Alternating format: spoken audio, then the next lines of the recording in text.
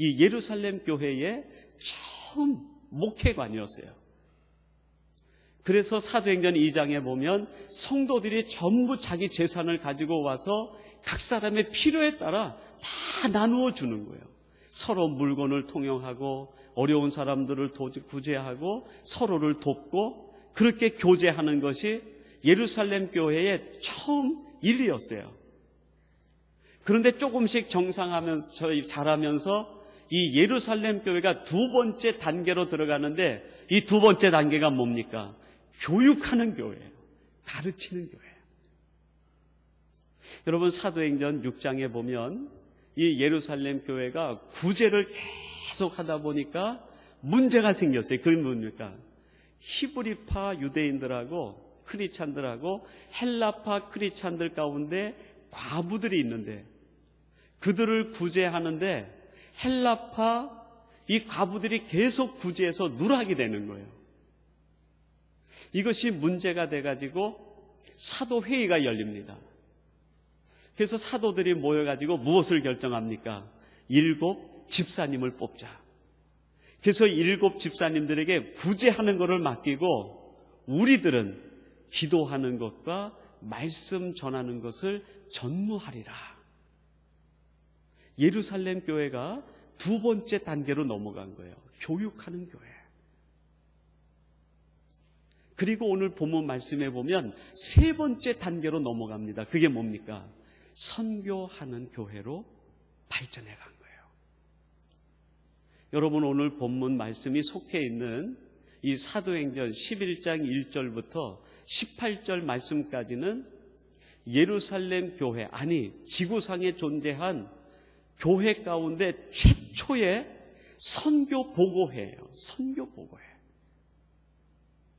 베드로가 예루살렘 교회에서 박해를 받아가지고 루다와 또 요빠와 또 가이사라 이 사마리아 일대 지역을 쭉 지나서 다시 예루살렘 교회에 돌아갔을 때 예루살렘 교회에 있는 사도들과 회중들이 당신이 지금까지 무엇을 하고 왔는지 그걸 보고하라는 거예요. 그래서 베드로가 그 예루살렘에 있는 교회 성도들 앞에서 그동안 자기가 루다로부터 요빠로부터 가이사라로부터 쭉 다니면서 있었던 하나님의 하신 역사 이야기를 그들에게 보고하고 있는 거예요. 베드로가 선교사다 그런 마음으로 간 건 아니지만 자기가 쭉 다니면서 하나님이 역사하신 것을 지금 회중들한테 보고하는 거예요. 루다에선 이런 일이 있었고 요빠에선 이런 일이 있었고 가이사라에선 하나님께서 저 이방인들에게 성령이 임하셔서 그들을 하나님의 자녀로 삼으시고 내가 그들에게 세례를 주어 그들이 하나님을 믿는 사람이 되었다. 내가 누구 간데 하나님이 하시는 이 일을 내가 맡겠느냐, 그 보고를 드린 거예요. 지구상에 있는 교회 가운데 최초의 선교 보고회가 오늘 본문 속에 진행이 되고 있는. 그러면서 18절 말씀에 회중들이 베드로의 보고를 듣고 함께 고백하는 것이 무엇입니까? 하나님께서 저들에게도 생명 얻는 회개를 주셨다. 이제 우리들이 하나님이 하시고자 하는 이 일에 동참해야 되겠다. 우리들이 이 역사에 함께 힘을 모아야 되겠다. 그것이 선교 보고를 들은 예루살렘 교회 회중들의 반응이었어요. 놀라운 결과죠. 구제하는 교회에서 교육하는 교회로, 교육하는 교회에서 선교하는 교회로 완전히 자라나고 변화가 계속 이루어진 거예요. 여러분, 이렇게 회중들이 고백하고 난 다음에 다음 본문에 나오는 얘기가 뭐냐면 안디옥에서 소식이 들려옵니다. 안디옥에 일단에 흩어진 크리스찬들이 있는데 그들이 신앙생활하는데 지도자가 필요하다. 그래서 바나바를 그들에게 파송을 해요.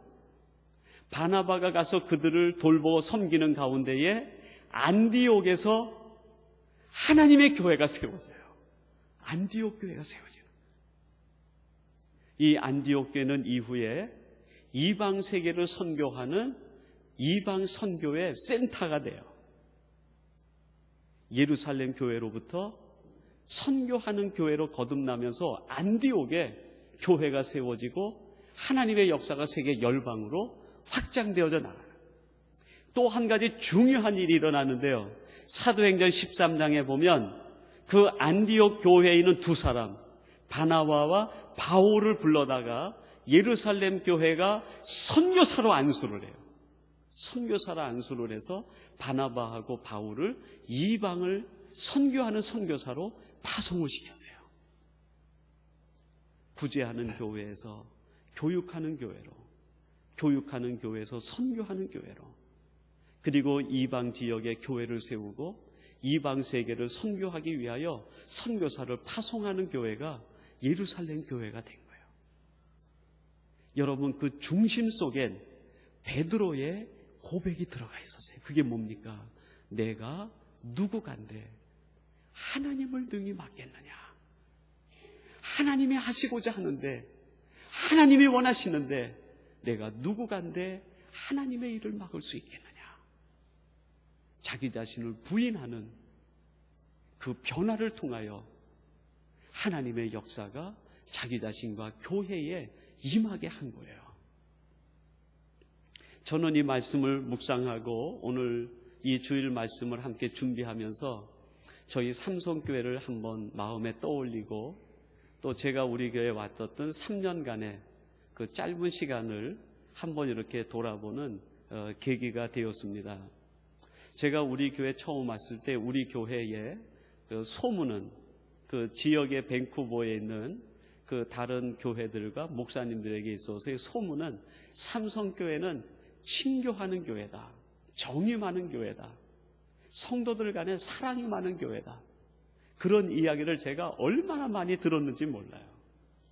실제로 그해 여름에 체육대회가 밴쿠버 지역에 있었는데 우리 삼성교회만큼 친화력이 강하고 서로 사랑하고 서로 교제하고 서로 마음을 모으는 교회가 없을 정도더라고요. 마치 사도행전에 나오는 예루살렘의 초기 교회의 모습처럼 구제와 친교와 교제가 얼마나 깊고 친밀하든지 목사로서 자부심이 생기더라고요. 그리고 여러분들이 얼마나 자랑스러운지 모르겠어요. 그 목사님들이 하는 이야기를 들으면서 내가 한 것도 아닌데 제가 우쭐해지고 제가 기분이 좋아지더라고요. 그리고 나서 저희 교회가 약 2년간 집중해서 한 일이 있습니다. 그게 뭐냐면 교육에 투자를 하는 일이었어요.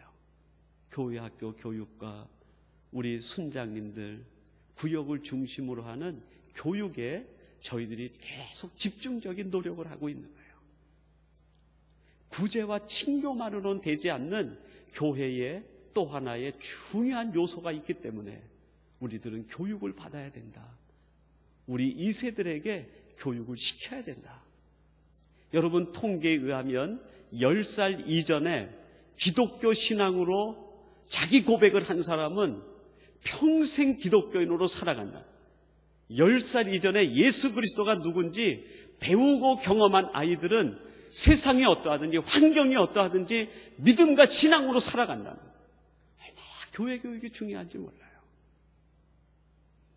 우리 아이들을 이 교육을 시키지 못하면 이 세상에서 어떻게 우리 아이들이 살아갈지 앞이 보이지 않는 거예요. 그래서 온 장로님들과 온 교우들이 혼심의 힘을 다해가지고 우리 2세 교육에 집중하고 있습니다.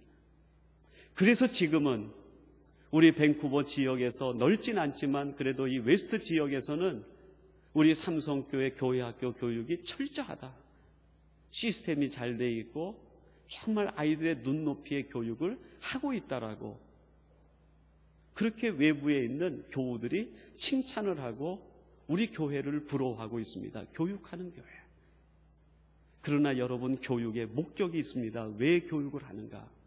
왜 우리 아이들을 교육시키고 우리 순장님들이 그 힘든 중에도 순원들을 양육하고 생명의 꼴을 먹이고 말씀을 나누고 모이게 힘쓰고 서로 중보하고 기도해야 되는가?